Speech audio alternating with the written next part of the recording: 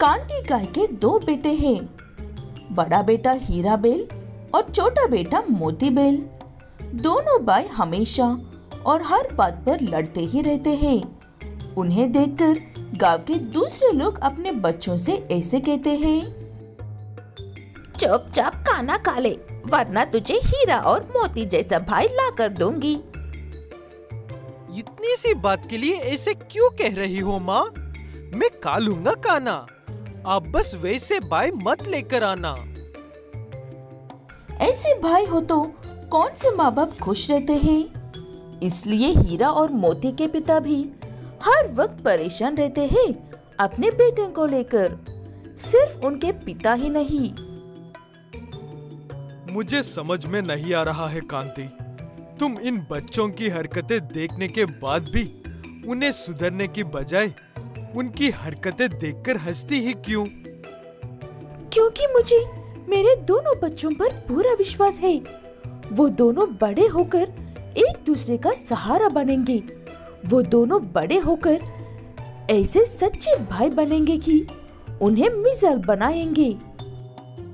कांति गाय हर बार यही बात कहती है कहकर उसके पति हमेशा की तरह अपने खेत में काम पर चले जाते हैं। ऐसे समय गुजर जाता है और हीरा और मोती बेल बड़े हो जाते हैं। उनकी उम्र के साथ एक दूसरे से झगड़ना भी बढ़ जाता है। उम्र होने की वजह से कांति गाय मर जाती है। उस दिन भी दोनों भाई एक दूसरे से झगड़ने लगते हैं। तब उनके पिता, यहाँ पर तुम्हारी माँ का अंतिम संस्कार हो रहा है और तुम दोनों मूर्ख इस वक्त भी झगड़ा कर रहे हो। पता नहीं उसने तुम दोनों में ऐसा क्या देखा था जो हमेशा तुम्हारे बारे में अच्छा ही कहती थी। पहले इसे नहीं शुरू किया था पिताजी, मैंने कुछ भी नहीं कहा है।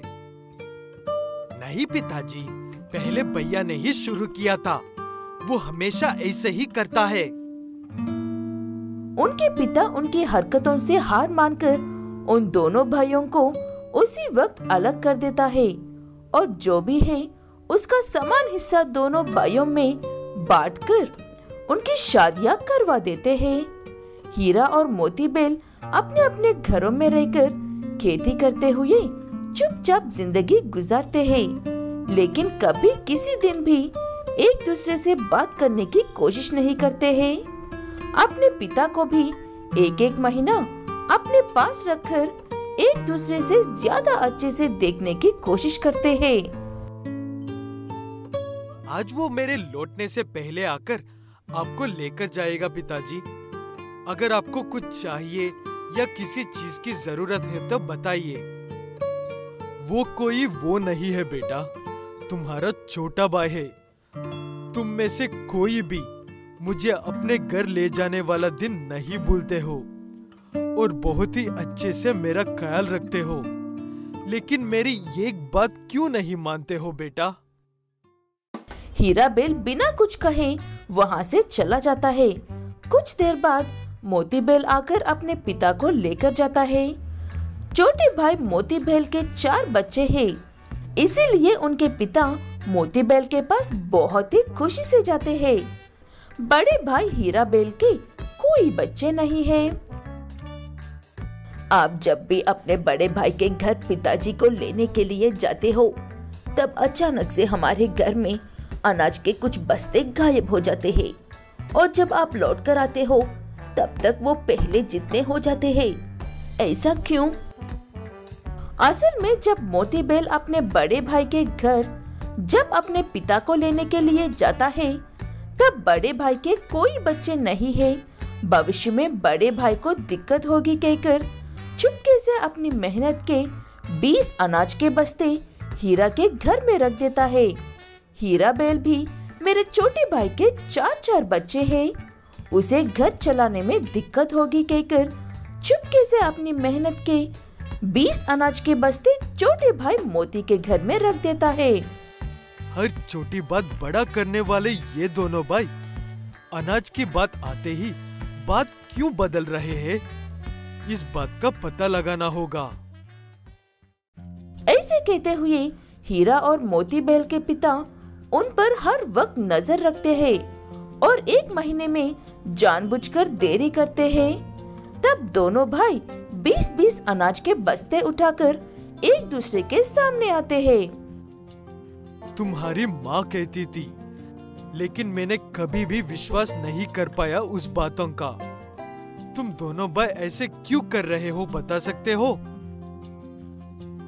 दोनों भाई कहते हैं कि वो चाहे कितना भी क्यों ना लड़ ले, वो दोनों है तो एक दूसरे का भाई है, इसलिए अच्छे वक्त में साथ होना हो, बुरे वक्त में हमेशा साथ रहेंगे कहते हैं।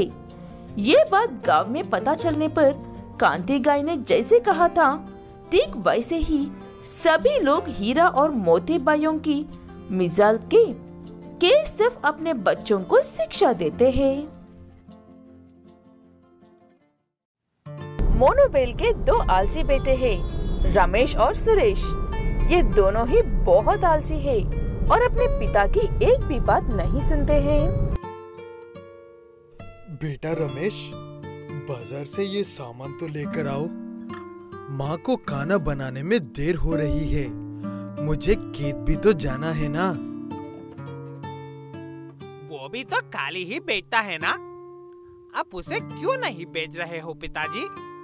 उसे जाने के लिए कहो, मैं अगली बार चला जाऊंगा। नहीं नहीं, पिताजी ने तुमसे कहा है तो पहले तुम ही जाओ, अगली बार मैं जाऊंगा। ऐसे दोनों भाई आपस में बहस करते रहते हैं और मोनोबेल ये दोनों फिर से शुरू हो गए हैं कहकर खुद ही बाजार में जाकर सब्जियां खरीदने लगता है। तब उसे उदास देखकर सब्जियों की दुकान वाला, क्या बात है मोनू भाई, सुबह सुबह परेशान लग रहे हो? कोई बात हो तो बताकर दिल हल्का कर लो। तब मोनोबेल कहता है कि वो अपने दोनों आलसी बेटों से बहुत परेशान है। वो उन्हें सुधारने की लाख कोशिश कर रहा है, लेकिन वो सुधरते ही नहीं है। हाँ मोनू भाई, ऐसे बच्चे हो तो हर माँ बाप परेशान होते हैं, लेकिन तुम्हें अब परेशान होने की जरूरत नहीं है। मेरी बात ध्यान से सुनो। ऐसे कहते हुए सब्जी वाला मोनोबेल से कहते हैं कि पास वाले गांव में एक धनवान रहता है। उसके पास दुनिया भर की दौलत होने के बावजूद भी वो सुबह 4 बजे उठता है और अपने साथ सभी को सुबह 4 बजे उठाकर उनसे काम करवाता है। मैं आज ही जाकर उनसे बात करके सुरेश और रमेश को काम पर रखने को कहता हूँ। शायद सुबह 4 बजे उठने से उनका आलसीपन दूर हो जाए। ऐसे कहते हुए मोनोबेल पड़ोसी गांव के उस धनवान से बात करके रमेश और सुरेश बैलों को वहां पर काम पर लगा देता है। वो धनवान हर रोज सुबह रमेश और सुरेश बैलों को सुबह 4 बजे उठाकर उनके साथ ही रहकर घर के सारे काम करवाता है। इस बात से परेशान दोनों आलसी भाई, हमें जमीन पर एक पतली सी चद्दर लपेटकर सोने पर भी इतनी सुबह नींद नहीं उठ रहे हैं। सेठ जी इतने बड़े कमरे में इतने मूल्यम बिस्तर पर सोने पर सुबह 4 बजे कैसे जाग रहे हैं? हाँ भाई, इस बात का पता तो लगा कर ही रहना होगा। आखिर इस धनवान की नींद की राज क्या है? ऐसे कहते हुए दोनों भाई कुछ दिन ध्यान देने पर उन्हें पता चलता है कि वो धनवान एक मुर्गे की भंग से जाग रहा है, जिनकी आवाज सारे गांव को जगाने के लिए काफी है। दोनों भाई एक दिन चुपके से जाकर उस मुर्गे को अच्छे से पकाकर खा लेते हैं और ऐसे कहते हैं, अब देखते हैं वो कैसे जागता है और हमें कैसे जगाता है। हा हा हा हा। आहा, ये बात सोचकर ही कितना अच्छा लग रहा है। हमारे पुराने दिन वापस आ गए हैं। ऐसे कहते हुए उस दिन दोनों भाई अच्छे से सो जाते हैं। मुर्गी की आवाज नहीं आने पर धनवान भी नींद से नहीं जाग पाता है। 2-4 दिनों तक ऐसा ही चलता है। तब वो धनवान को ऐसा लगता है, ये क्या हो रहा है मेरे साथ? मैं अपनी जल्दी उठने की आदत से ही जानना चाहता हूँ, लेकिन ऐसे देर से जागूंगा तो लोग मुझे सभी धनवानों की तरह समझेंगे। ऐसे सोचकर परेशान हो रहा वो धनवान अगले दिन सुबह जल्दी उठने के चक्कर में रात को जब नींद से जागता था तभी सुबह हो गई है सोचकर सुरेश और रमेश बैल को भी नींद से जगाकर काम करवाता था। वो धनवान कभी आधी रात को जाग जाता था तो कभी सोने के कुछ देर बाद ही जाग जाता था। इस बात से काफी परेशान होने के बावजूद भी दोनों आलसी भाई उस धनवान को कुछ कह नहीं पाते हैं। ये हमारे साथ क्या हो रहा है भाई? मैंने सोचा था कि पहले जैसे सुबह होने पर जागेंगे, लेकिन अब इतनी छोटी सी नींद सोना पड़ रहा है कि समझ में नहीं आ रहा है कि दिन कौन सा है और रात कौन सी है। ऐसे सुबह शाम बिना वक्त जागकर सुरेश और रमेश बैलों को आलसीपन गायब हो जाता है। जब ये बात मोनू बैल को पता चलती है तब वो सबसे पहले उस सब्जी वाले को धन्यवाद कहता है।